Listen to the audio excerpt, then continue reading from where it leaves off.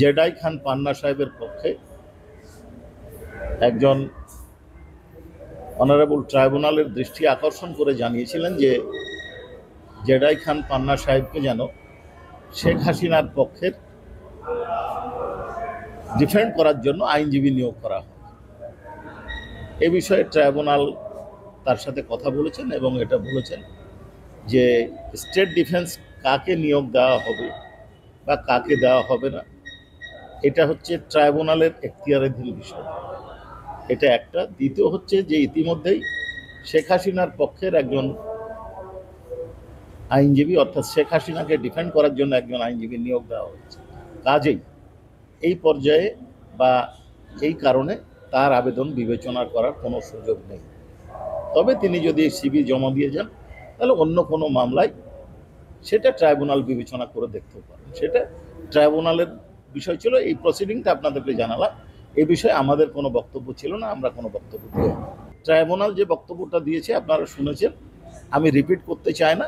তবে আমি শুধু এইটুকু বলতে পারি, আইনের অবস্থান হচ্ছে যে স্টেট ডিফেন্স কে নিয়োগ হবে সেটা ট্রাইব্যুনাল নিজে ঠিক করবেন। অন্য কারো এখানে ঠিক করার কোনো সুযোগ নাই, কারো চাওয়ার কোনো সুযোগ নেই। সেটা ট্রাইব্যুনাল যেটা বলেছেন আপনারা শুনেছেন, এখানে আমার কোনো বক্তব্য নেই।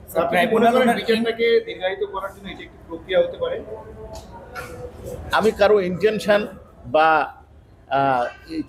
বাংলায় যেটাকে ইচ্ছা বলে, তার কি ইচ্ছা মনের বিষয়টার উপর কোনো মন্তব্য করতে চায় না। ট্রাইব্যুনাল যেটা বলেছেন সেটাই। ট্রাইব্যুনাল নিজেই কিন্তু তার ইন্টেনশন নিয়ে প্রশ্ন তুলছিলেন, কিন্তু ইন্টেনশনটা ব্যাড না গুড বা অন্য কিছু এটা বলেননি। উনি বলেছেন যে আপনার এই পর্যায়ে এটা করার সুযোগ নাই, এটুকুই বলেছেন। এটাই আপনারা বলতে পারেন। আর আপনারা যদি যেটুকু শুনেছেন তার অতিরিক্ত মন্তব্য আপনাদের করার তো এখতিয়ার আছে, কিন্তু আমি এই বিষয়ে কোনো মন্তব্য করতে চাচ্ছি না। বাকি যে দুটো মামলা ছিল, একটা ছিল সাভারের হত্যাকাণ্ড, সেখানে সম্ভবত এখন পর্যন্ত আমাদের ইনভেস্টিগেশনের যে প্রাথমিক পর্যায়ে আমরা যেটা বলেছিলাম 22 জনকে হত্যা করা হয়েছে, আরও তদন্ত চলছে। সেটার জন্য আমরা সময় চেয়েছি। কয়েকজন গ্রেপ্তার হয়েছে, গুলি করেছিল যে তাকে গ্রেপ্তার করা হয়েছে। আমরা 4 উইক সময় চেয়েছি। অনারেবল ট্রাইব্যুনাল সন্তুষ্ট হয়ে ইনভেস্টিগেশন রিপোর্ট দাখিলের জন্য 1 মাস বা আগামী 14 সেপ্টেম্বর ধার্য করেছেন। আর শাপলা হত্যাকাণ্ডের জন্য আমরা 3 মাস সময় চেয়েছিলাম। অনারেবল ট্রাইব্যুনাল সন্তুষ্ট চিত্তে এই সময় মঞ্জুর করেছে 12-11। আর মূল যে বিষয়টা সেটা হচ্ছে আজকে চাংখারপুলে যে পুলিশি হত্যাকাণ্ড, সেই হত্যাকাণ্ডে 2 জন সাক্ষী হাজির আমরা দিয়েছি। তার একজন সাক্ষী আঞ্জুয়ারা ইয়াসমিন, তিনি ঘটনার প্রত্যক্ষদর্শী। তিনি একটা ভিডিও ধারণ করেছিলেন। তিনি একজন কলেজের সহযোগী অধ্যাপক। তিনি তার বক্তব্য প্রদান করেছেন। আসামি পক্ষ থেকে তাকে জেরা করা হয়েছে এবং সেকেন্ড হাফে আবার সাক্ষ্য গ্রহণ। স্যার, এই ভিডিওটা শহীদ আনাসকে হত্যা করার ভিডিও না, এটা উনি নাম বলেননি।